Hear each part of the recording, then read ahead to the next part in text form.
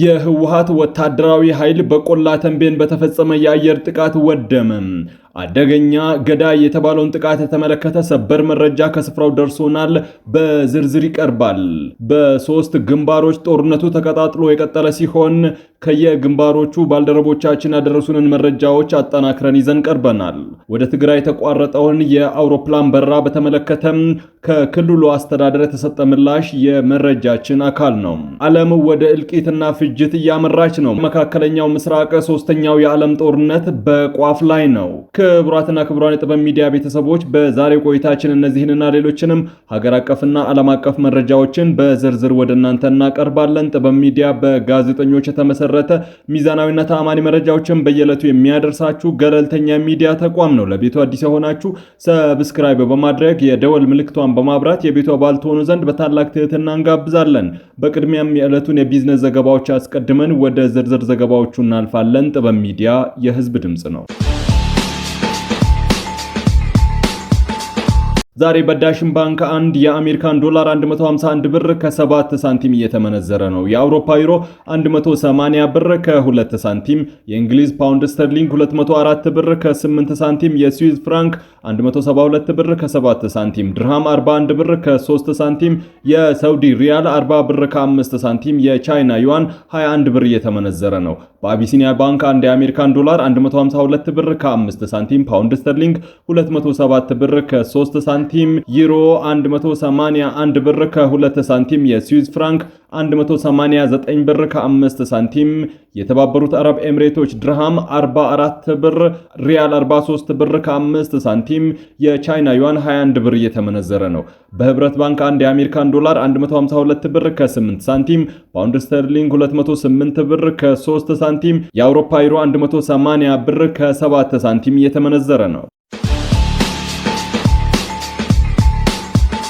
ወደ ትግራይ ክልል በረራ መሰረዙ የጊዜያዊ አስተዳደሩ ፕሬዝዳንት ወደ አዲስ አበባ ሊያደርጉት የነበረውን ጉዞ ማስተጓጎሉ ተገለጸ። ወደ ትግራይ ክልል የሚደረጉ የኢትዮጵያ አየር መንገድ በረራዎች መቋረጣቸውን ተከትሎ የጊዜያዊ አስተዳደሩ ፕሬዝዳንት ይፋዊ የሥራ ጉብኝት አስተጓጉሏል። የትግራይ ጊዜያዊ አስተዳደር ፕሬዝዳንት ጀነራል ታደሰ ወረደ ሊያደርጉት የነበረውን ጉዞ በበረራዎች መሰረዝ ምክንያት ተስተጓጉሎ እንደሆነ ለቀረበላቸው ጥያቄ አዎ የሚል ምላሽ ሰጥተዋል። መቀለ፣ አክሱም፣ ሽሬ፣ ሁመራን ጨምሮ ወደ ትግራይ አውሮፕላን ማረፊያዎች የሚደረጉ በረራዎች እስከ ትላንት ድረስ እንደተቋረጡ የቀጠሉ ሲሆን የኢትዮጵያ አየር መንገድ እስካሁን ድረስ ስለመቋረጡ ይፋዊ ማብራሪያ አልሰጠም። በተጨማሪም በአንዳንድ የደቡብ ትግራይ አካባቢዎች የትራንስፖርት እንቅስቃሴ መስተጓጎል መኖሩ ተገልጿል። ወልዲያ፣ ቆቦ፣ አላማጣ መስመር ያለው የትራንስፖርት እንቅስቃሴ የተገደበ እንዲሁም በደቡብ ትግራይና አካባቢዎቹ የሰዎች መፈናቀልና ወታደራዊ ኃይል ዳግም ስምሪት፣ የባንክ አገልግሎት መገደብ መኖሩን አንዳንድ የአካባቢው ነዋሪዎች እስከ አርብ ጠዋት ድረስ ከወልዲያ ቆቦ በኩል ሲጓዙ የታዩት 2 የጭነት ተሽከርካሪዎች ብቻ ናቸው። አነስተኛ የትራንስፖርት አገልግሎት ግን በቆቦ ዋጃና አላማጣ አካባቢ እየሰራ ይገኛልም ተብሏል። በትግራይ ክልል የተለያዩ ግንባሮች ዳግም የተቀሰቀሰው ጦርነት ተባብሶ መቀጠሉን የሚጠቁሙ መረጃዎች እየወጡ ነው። ካለፉት ጥቂት ቀናት ጀምሮ በክልሉ የተለያዩ አቅጣጫዎች የታየው የኃይል ግጭት ዛሬም ቀጥሎ የዋለ ሲሆን በተለይም በምዕራብ ትግራይ አቅጣጫዎች ከማለዳ ጀምሮ በከባድ መሳሪያዎች የታገዘ ከፍተኛ ውጊያ ሲደረግ መዋሉን ታውቋል።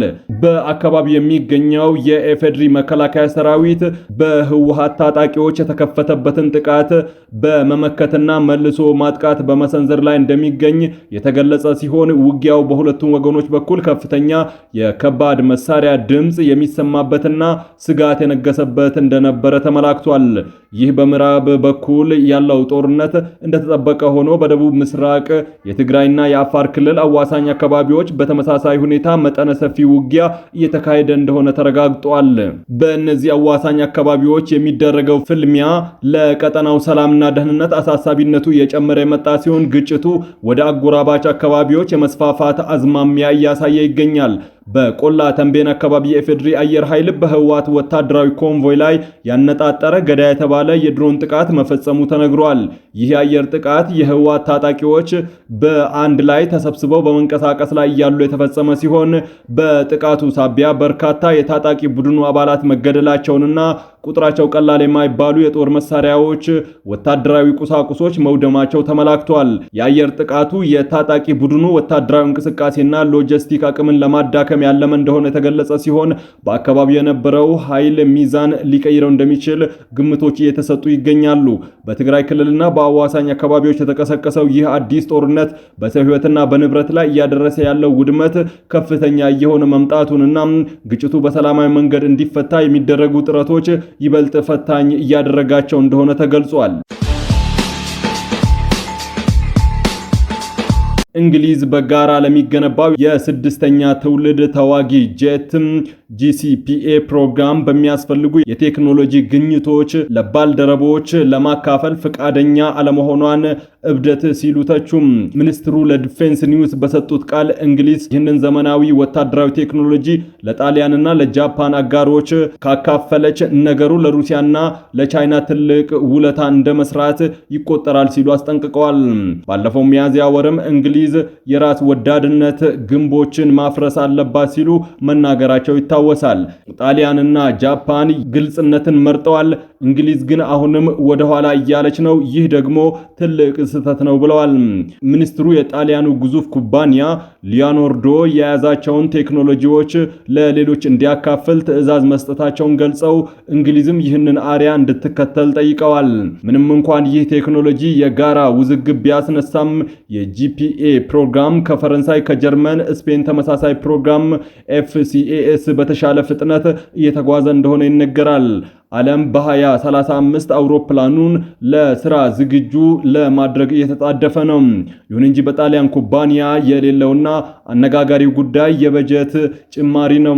እንደ አውሮፓውያን የዘመን አቆጣጠር በ2021 የጄቱ ዲዛይን እና ልማት 6 ቢሊዮን ዩሮ ይፈጃል ተብሎ ቢገመትም አሁን ላይ ወጪ ወደ 18 ቢሊዮን ዩሮ ማሻቀቡ በሀገሪቱ ተቃዋሚ ፓርቲዎች ዘንድ ከፍተኛ ትችትን አስከትሏል። የፕሬዝዳንት ዶናልድ ትራምፕ አስተዳደር ወደ 16 ቢሊዮን ብር የሚጠጋ ዶላር የሚከፈልባቸው የተለያዩ ዘመናዊ የጦር መሳሪያዎችን ለእስራኤልና ለሳውዲ አረቢያ እንዲሸጡ ፈቀደ። ይህ በአሜሪካ የውጭ ጉዳይ መስሪያ ቤት በኩል ይፋ የተደረገው የባለ ብዙ ቢሊዮን ዶላር የአሜሪካ የጦር መሳሪያዎች ሽያጭ የተፈቀደው በባህረ ሰላጤው አካባቢ አሜሪካ በኢራን ላይ ጥቃት ትፈጽማለች በሚል ከፍተኛ ውጥረት በተፈጠረበት ጊዜ ነው። የጦር መሳሪያዎቹ የሚሸጡት ደግሞ የኢራን ዋነኛ ጠላት ለሆነችው እስራኤልና በአይነ ቁራኛ ለምትጠብቃት ሳውዲ አረቢያ ነው። አሜሪካ በዚህ ውሳኔ ከፍተኛ ገንዘብ የሚያስገኘውን የጦር መሳሪያ በ9 ቢሊዮን ዶላር ለሳውዲ አረቢያ እንዲሁም ከ6.5 ቢሊዮን ዶላር በላይ ደግሞ ለእስራኤል ሽያጭ ፈጽማለች። የአሜሪካ የውጭ ጉዳይ ሚኒስቴር ባወጣው መግለጫ በ4 ቢሊዮን ዶላር በሚጠጉ ገንዘብ 30 አፓቼ የተባሉ የጦር ሄሊኮፕተሮችንና በቀሪው ደግሞ የእግረኛ ወታደሮች የውጊያ ተሽከርካሪዎችን ለእስራኤል ይሸጣል።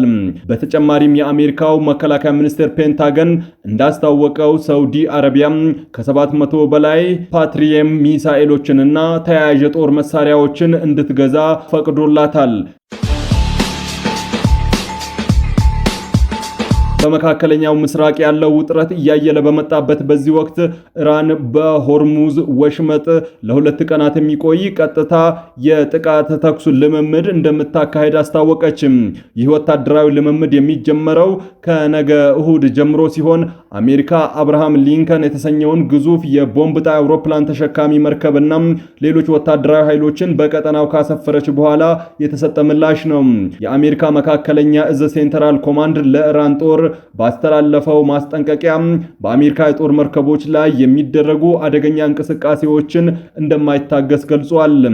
ይህ በአሜሪካ መርከቦች ላይ የሚደረጉ በረራዎችና የኢራን ፈጣን ጀልባዎች ከመደበኛ መስመር ውጪ ወደ አሜሪካ መርከቦች የሚጠጉበትን ሁኔታ እንደሚያካትት አስታውቋል።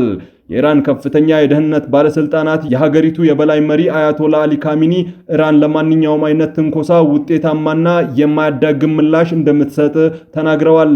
ካሚኒ ለሊባኖሱ አልሚዲያ በሰጡት ቃል መልእክታቸውን ግልጽ አድርገዋል። ጠላትነትን የሚያሳይ ማንኛውም እንቅስቃሴ ተመጣጣኝና ውጤታማ ምላሽ ያጋጥመዋል ብለዋል።